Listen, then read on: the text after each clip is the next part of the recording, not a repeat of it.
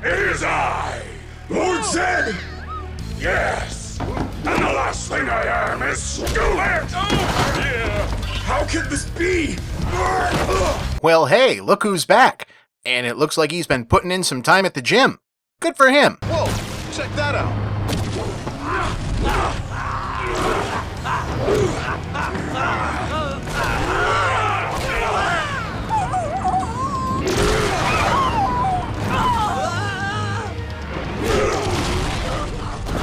That's a mood. They'll never beat him on their own. I think we have to help them. Okay, so I won't even pretend to know what the context of what's going on here is, but I gotta say, I like this quasi-meta thing going, where the quintessential extreme mid-90s bad guy just wants to fight everybody, and the characters in the modern series just can't even with it. Doesn't anybody want to fight anymore? Try us on for size! Sit, doggy!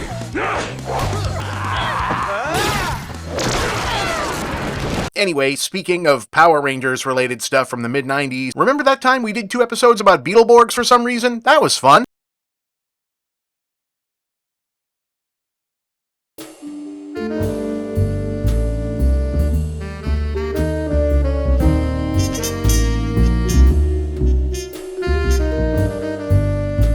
It occurred to me sometime over the weekend that my job here is occasionally something like that of a classic rock DJ, which seemed kind of cool for exactly 30 seconds before I remembered that there were exactly 0 scenarios in popular culture wherein ending up as a classic rock DJ wasn't meant to be some kind of cautionary tale, and now this segue is more of a non sequitur that can't go anywhere good. So anyway, who remembers Big Bad Beetleborgs? All right, we're back. Nice job! Whoa! Now then, Beetleborgs, we've got work to do. Well, I don't really. I mean, not especially well. As observed previously, being just about 40 now, I'd basically aged out of the Power Rangers demographic audience just as that initially hit, and mainly knew it secondhand through my younger siblings. So what was more or less its short-lived, wackier, same network sister series was even less on my radar, save for its own brief but substantial ubiquity in the late 1990s. Billed as a splashier, more frenetic, and even more toyetic cousin to Saban's earlier, era-defining success story, it featured a more overtly comical sensibility and a narrative character setup that owed more to child-centric Disney Channel sitcoms than the Saved by the Bell high school setting that Power Rangers had originally aped, along with generally heavier emphasis on domestic side production. It was also, as my memory served and revisitation confirmed, completely absurd, the sort of series that can be summarized handily via the first 9 seconds of a 30-second expository theme song. 3 typical average kids inside a haunted mansion. Just by chance, Frida goes to make them Beetleborgs. Big Bad Beetleborgs. Yeah, that was really it. 3 kids find a haunted house inhabited by shticky vaudeville caricature comedy versions of the Universal monsters, plus an Elvis meets Beetlejuice meets Robin Williams as the genie ghost that grants wishes, which they use to gain the powers of their favorite comic book superheroes, a team of insect-themed, power-armored warriors. This also causes the villains from the comics to appear in their small suburban town, and they would spend 88 episodes and 2 seasons of television dealing with that. They're real! They're not just pictures! Ooh, baby, it feels so good to be 3-dimensional. You could say that again. Oh, and you know what would really make the day complete? To do some serious 3-dimensional damage. What do you say?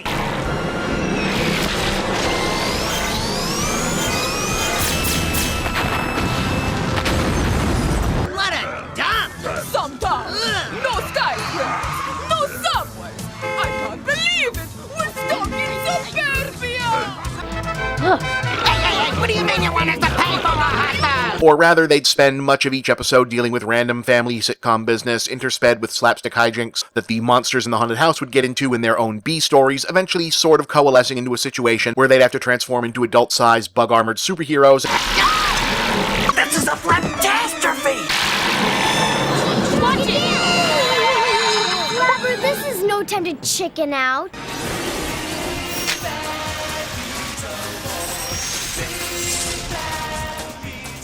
Let's give our power to real tech!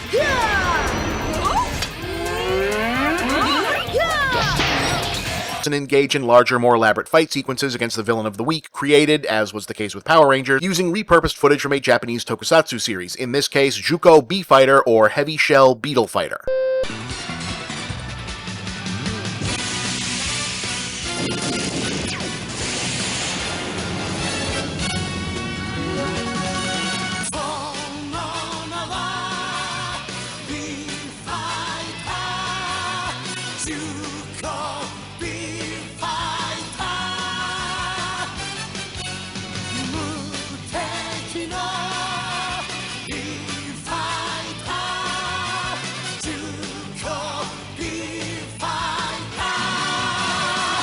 Until Season 2, wherein they got new armor and a new set of villains, and the show was rechristened Beetleborgs Metallics, primarily because Saban ran out of footage to use from that series and moved on to its direct sequel, B-Fighter Kabuto.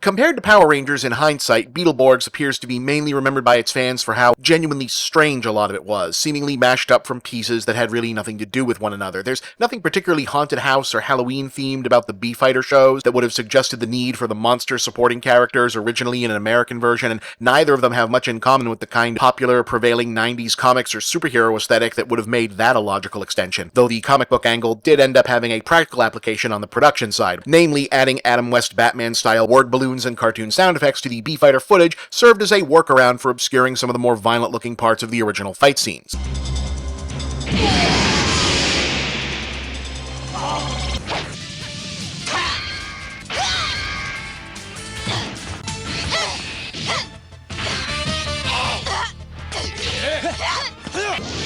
See, whereas Power Rangers had always been adapted from the long-running franchise formerly referred to as Super Sentai, always featuring teams of acrobatic martial arts heroes in color-coded uniforms, B-Fighter was part of the slightly less aesthetically rigid Metal Heroes franchise, which existed roughly from the 1980s to the late 90s as a loosely continuous meta-series based around heroes who were either robots themselves, cyborgs, or wore robotic power-enhancing armor of some kind. It's kind of interchangeable when you get right down to it, usually with a police or military science fiction theme, and generally, but not exclusively, grittier tone than the Sentai shows, because the characters tend to fight with guns, heavier weapons, and get blown apart or shot up more explicitly, since, you know, you can just rip chunks of the plastic off the costume and shoot sparks and smoke out everywhere and it looks more cool.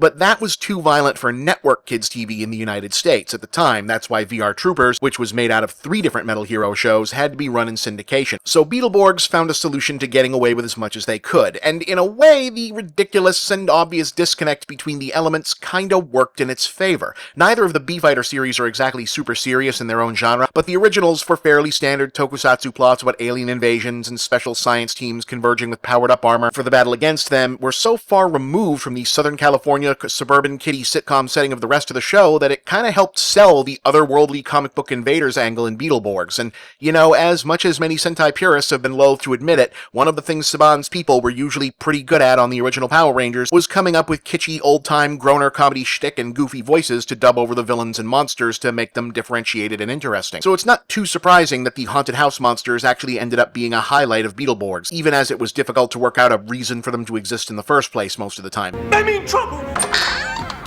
Keep it down, will ya? With all that shouting, you could wake the unliving! But he did wake the dead. Would you like a blood light?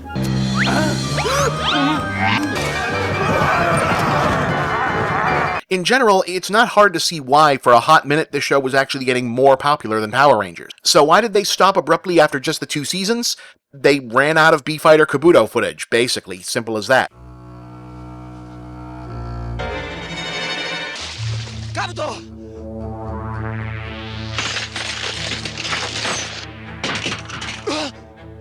Kabuto! Kabuto!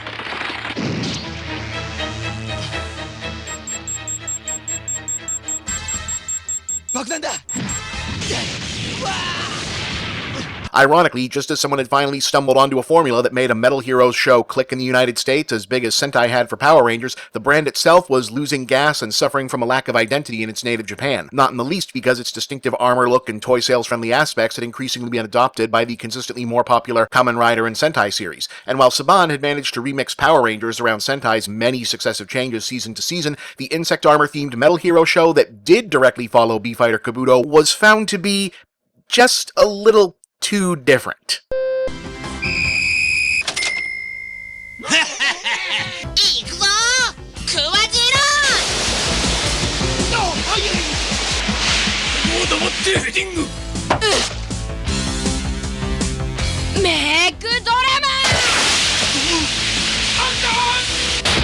But we'll have to explain that next time.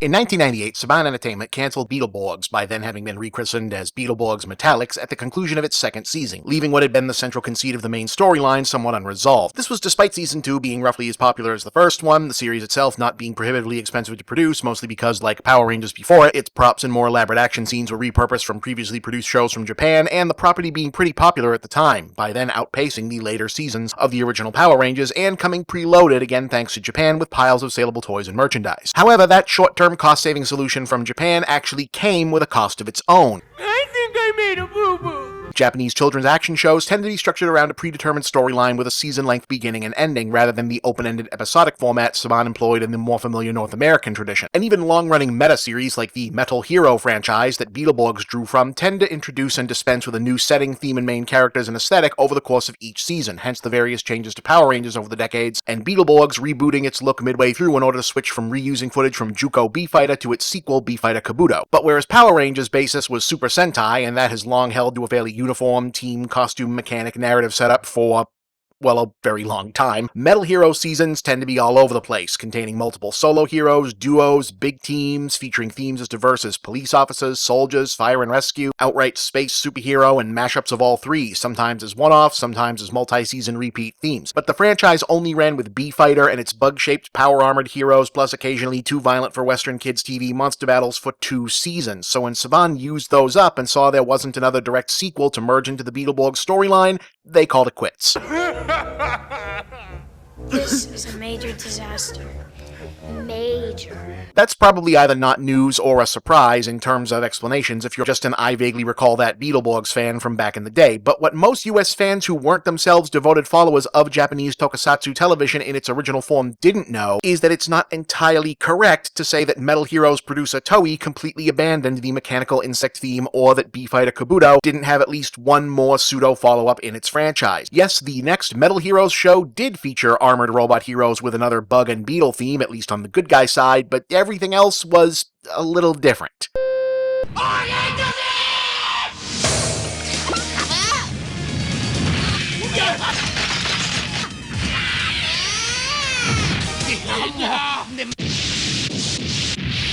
This is B-Robot Kabutack, and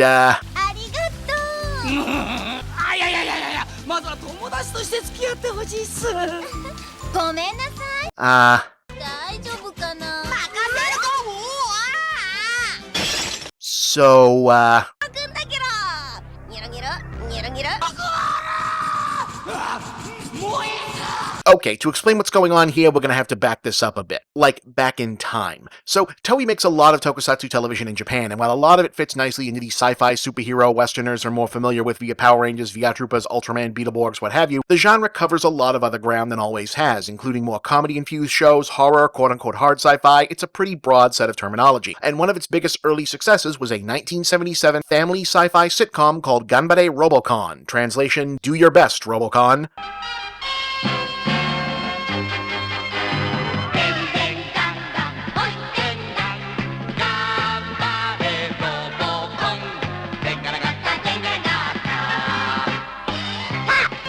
Aimed mainly at schoolchildren and set in a then-contemporary version of suburban Japan where artificially intelligent anthropomorphic robots were common, the series centered on a well-meaning but clumsy and easily distracted childlike robot named Robocon, who is assigned to live with and attempt to assist an ordinary family with their day-to-day lives as part of his training at the Robot Academy. In each episode, Robocon would try with mixed results to be successful, get into hijinks with the human family or other robots from the Academy, and typically receive a grade based on his performance at the conclusion. 0点。0点？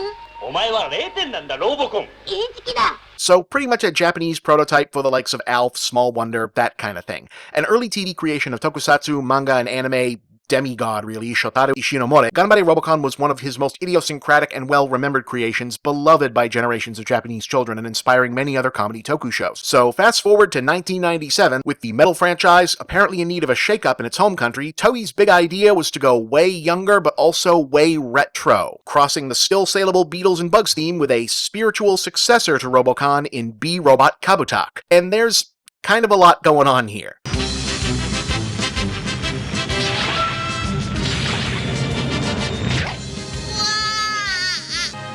君は僕カブタックよろしくカブ Broadly, the setup is there are 13 pieces of a fallen star scattered in ancient times around the Earth, capable of granting wishes and bringing about some sort of prophecy if collected, yada yada. A brilliant but misunderstood scientist and inventor, having discovered this, created and activated a team of insect and animal-based androids called B-Robots, programmed to seek the pieces out, but something went awry, and 3 years later, the nominal leader of the B-Robots, Kabutack, mysteriously appears among the belongings of the inventor's school-age grandson upon his family moving to a new apartment in Asahi.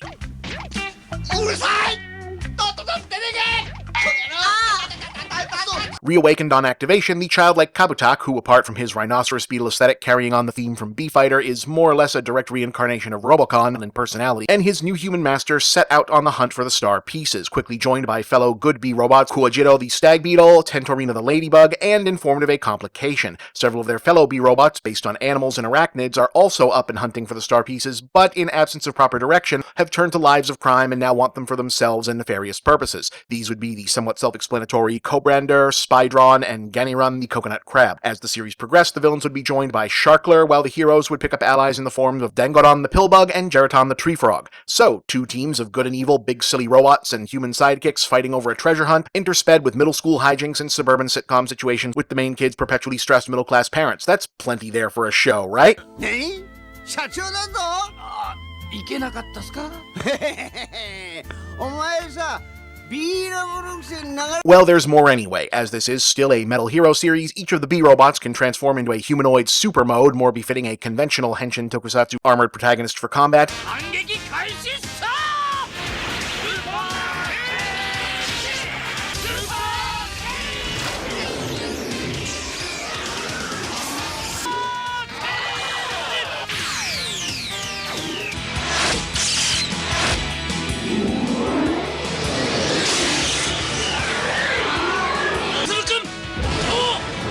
And also, Kabutack and Sharkler can eventually pilot giant-sized mechs of their own because there's toys to be sold.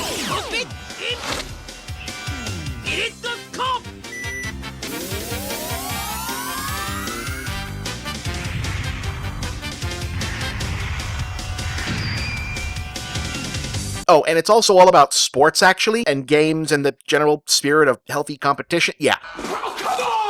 See, whenever the good and evil robots square up on one of the star pieces, or really for any reason, their conflict is typically interrupted by the mysterious Captain Tomborg, a referee robot that transforms the battle scenario into a usually story-relevant game, sport, contest, athletic challenge, or something else on those lines, out of a moral insistence that the star piece be won in a fair competition.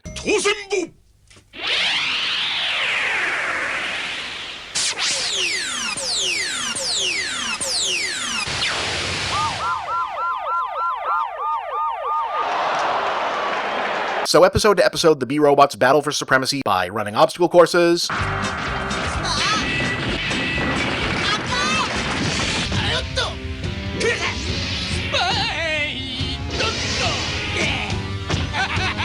playing soccer,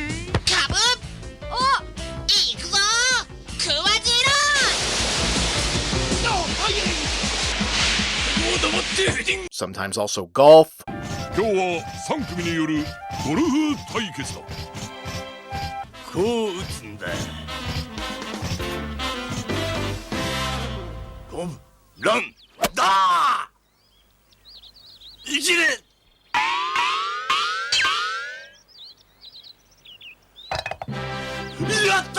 There was a karaoke and musical performance episodes, even though it tends to end up in a brawl at some point anyway, no matter what.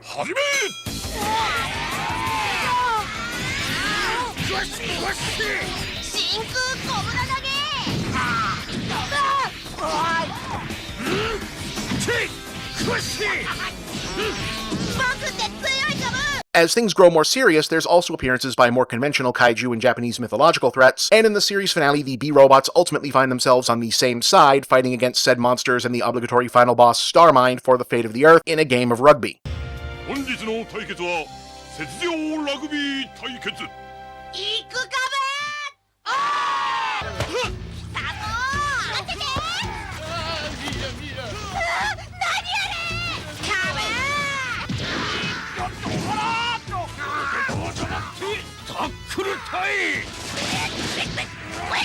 This is all honestly pretty charming, if solidly adherent to formula. Making the heroes cartoonish mascot robots even when they aren't fighting certainly keeps the comedy moving, and unsurprisingly, Lazy Town, but it's also Mega Man, is a narrative and aesthetic that comes with a lot of propulsive energy built into it. It's a really fun watch, even as most of it has never been fully translated outside of Japan, where the series was received with mixed results at the time. Popular, but not to a game-changing degree with younger fans, and very divisive among traditional Metal Hero fans who, to this day, debate whether or not it counts as a true part of the franchise.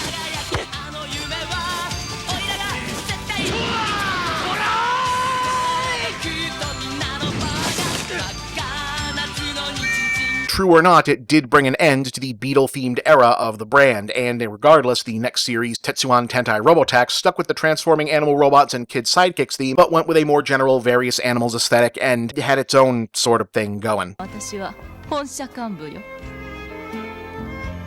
あんたたちのボーナスの査定どうしようかな。カバドスくん。もみもみもみもみ。はい、次右。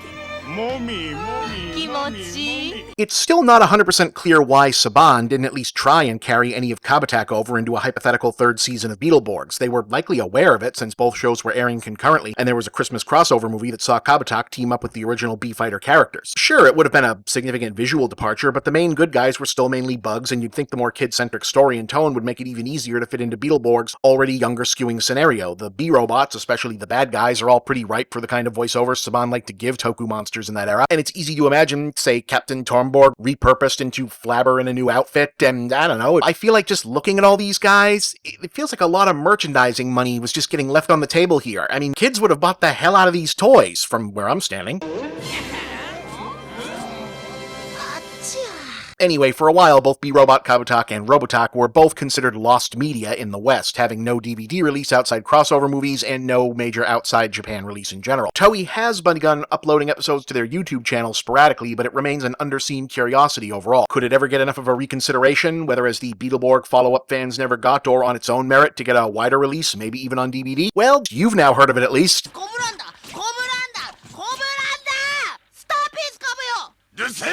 I'm Bob, and that's The Big Picture.